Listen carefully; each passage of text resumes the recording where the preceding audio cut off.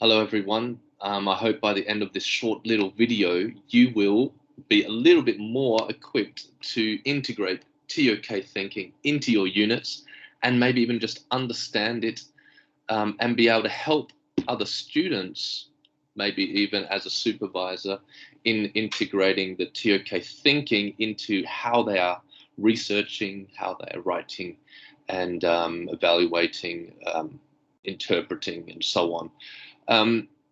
I've been interested in trying to help students understand better how TOK works and how it applies itself to their work. It is a core element of the DP, so it must be able to somehow help us in all of our subjects and help us as a student in what we're doing. Otherwise, why is it a core element? So for me, that's always been a starting point and a determination in finding inroads into the main curriculums for this interesting emphasis point. So how have I done that? Well, last year before we got the new TOK, we've got a new curriculum. We had another one that I was working on with students and their extended essays, trying to look at their research questions and consider what is underneath the question that is important for them to critically understand so that they can in fact do a legitimate and academic job at answering their research question. I formulated a simple sort of workshop thing, and what I thought was that this could maybe be helpful for us as staff as well with our own units. Some of the units that I've looked at in the DP have very strong TOK links already identified and rich questions that they're discussing. I love them. This will be just maybe a little bit of an encouragement. Others might find this helpful in actually getting a little bit more critical in their own units. Let me just share a slideshow with you where I can explain this in a little bit more detail. So,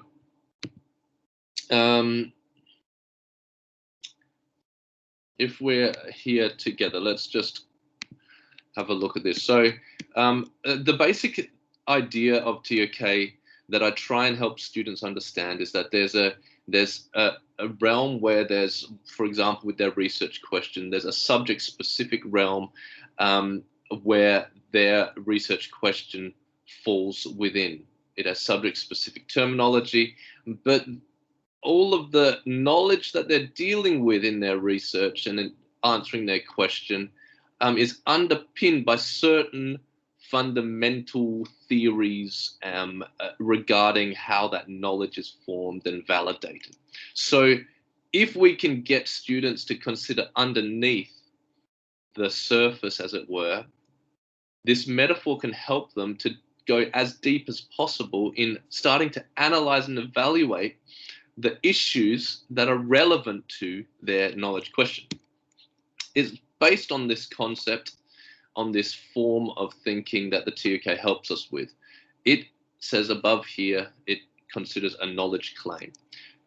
Subject specific, linked to an area of knowledge, but it's considered within that area, often propositional knowledge, things that we know to be true in particular subjects and so on. Underneath the surface is where theory of knowledge actually starts. We consider then what is supporting, validating, or helping in the production of that knowledge or in sharing that knowledge. All those topics are in theory of knowledge. And then we go beyond that to think, how can we analyze those things and evaluate them? And that's where we want to help students get to. Now, how does that help you as a teacher? Well, if you're talking to students about research questions, I find this could be helpful, but also with your own units of study. The TOK Connections area, this is, explicitly, your unit of study is explicitly in this zone, this area above the line where you're talking about subject material. Now, this is most clear and simple for subjects that have more propositional knowledge. A lot of subjects, we're also dealing with the theory of knowledge issues of methodologies and so on in our actual content. However, bear with me because I think this can be helpful for us all if we give it the time. We still have particular things that we accept to be true or helpful or necessary in our units of study, and hence we can still consider what is under those things, and is it important maybe in my unit to raise those points that we need to be critical of. Now, in the new guide, we don't have ways of knowing anymore. We have included a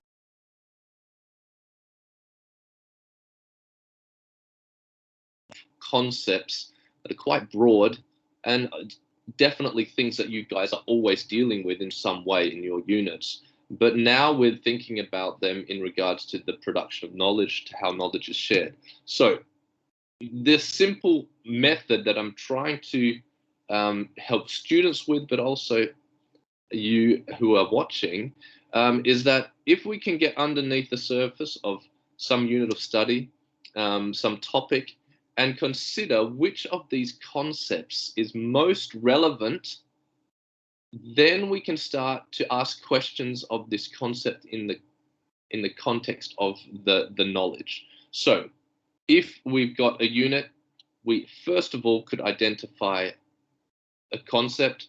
Secondly, we can go that one level deeper, which is the real aim, and that is to then start to formulate some knowledge questions about those relevant concepts. Let's have a look at an example, because I've looked through a number of your units, and I've got one that I'll just use as a trial. This is one that already does have a good question in their TOK connections, but I thought, hey, let me just unpack it a bit further and see what happens. And that's the GOIA.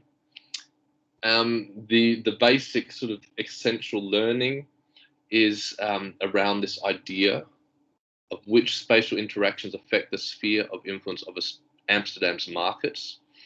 I don't know a lot about it, but it did sound very interesting, and the theories that it's based on are very interesting too. But what are the TOK links relevant to that unit? Well, let's go beyond the surface and consider these different concepts. I just went through them sort of systematically and just tried to come up with questions that I thought might be relevant to this unit. Now, it doesn't mean that these questions are perfect. Absolutely not. The formulating of questions is the most difficult thing because you always want to have this perfect question, but I don't think it exists. But questions in general can just stimulate us to be more critical, to be less lazy in our thinking. So if we would say, let's look at 3 concepts: certainty, culture, interpretation. What critical questions should be asked of these concepts? That is then what can help us in applying possibly to our unit, but certainly in putting into our TOK Connections area of our written curriculum, and can just help us think about the unit. Certainty, we might have some questions regarding how certain we can be of a person's future decisions, what types of decisions can be predicted or not, what differentiates these types of decisions. Interpretations, what are the limits to claims that we can make based on qualitative data? Questions like these are questions that you are dealing with in your lessons, but it's good for you to recognize them as TOK related questions. It means that you can be confident that what you're teaching is linking with the core in that sense. We could say here, how are personal decisions influenced by the communities of knowers we are linked to in regards to culture? That brings us back to our original question. Now, going through this process, it might seem a little bit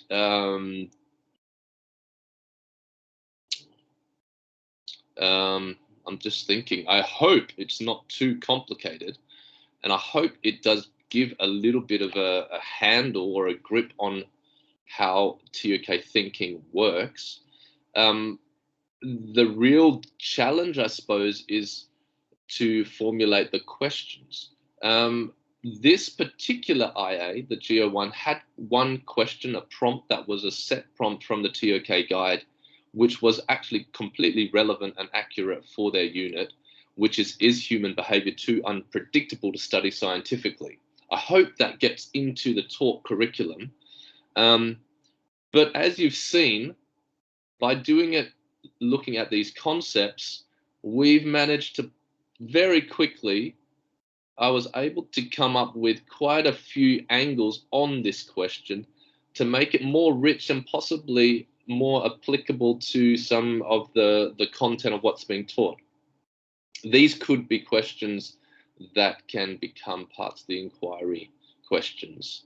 But in any case, it will, I believe, enrich what we're teaching with that level of detail and level of critical thinking that is quite spectacular. For students, of course, we're trying to help them to not be lazy in their thinking, but to be critical, not just accept. And this is a way that we can also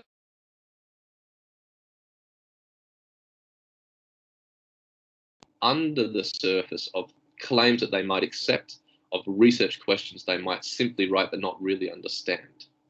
I hope this has been helpful. Now, I do have two resources here as well. I've got this handout here, which is essentially what you saw in the presentation, but it's open for you to add your own information. This is an A4 sheet that you can print out. You could circle the things, you can look at it together, and you could come up with some relevant critical questions. And it can also be used, as I said, for research questions. I would think, hey, give it a go, see how it works, see if it doesn't help you become more critical, but also if you've got students that you're supervising and you think they're not being critical about this research question, pull this out and give it a go.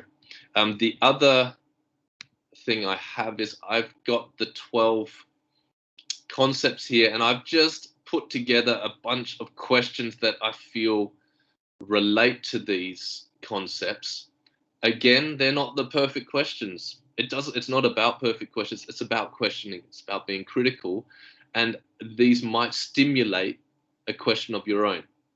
So this is also something helpful you could take alongside this form to consider these in a little more detail. I really hope this has been helpful.